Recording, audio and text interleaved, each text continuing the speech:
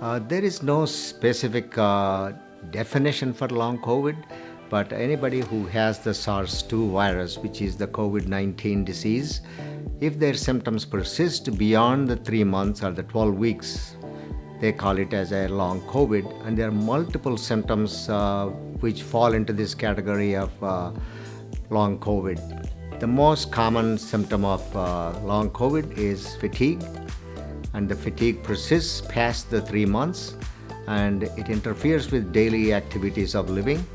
The fatigue has different kind of a time framing. Most of them, they wake up with a good energy level, but as the day goes by, the fatigue sets in and they are not even able to do their daily activities of living and working. Long COVID symptoms affect your daily activities of living. You may be so fatigued, you may not even be able to drive to go to work. You may be not able to produce the full 8 hours of work because of the fatigue. You're tired out in 3-4 hours and you have to return home. So your work schedule is all disturbed. Your activities inside the house, playing with your kids, multiple social activities you're not involved in, all this bears a lot of negative effects on your lifestyle. There's no specific treatment for a long COVID, so it's only symptom-driven treatment. So if it is associated with fatigue, we give them most common reason is sleep hygiene for them, and also to time their activity depending on when they feel their best, and the remaining time when they are fatigued to slow down. Similarly, their cough is suppressed with typical over-the-counter cough medications such as benzoates or dextromethorphan. If that is not adequate enough, maybe consider a prescription type of a cough medicine. If there is dyspnea associated with it, again we investigate the dyspnea. Maybe the common one will be a 6-minute walk test to see if they are desaturate. If they need oxygen, that will be provided at home.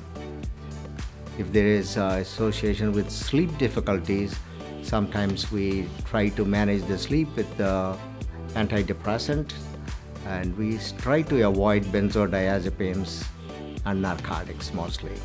The long COVID seems to be, looking at statistically from last 2 years experience, reveals that the incidence of long COVID in people who have been critically ill, have been in the hospital and in the intensive care units and intubated and machinery ventilatory support are the ones who seems to get the most COVID.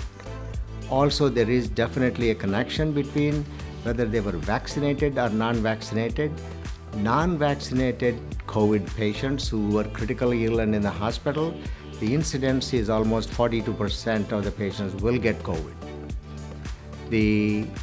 And it is very definitely seems to be related to the illness producing immunity as well as the vaccination producing the immunity, because if you have one dose of COVID vaccine, the long COVID seems to decrease from 42% to 32%. With 2 doses fulfilled, it is 16%. So there is a difference. So we do advise that all patients consider vaccination at the appropriate times.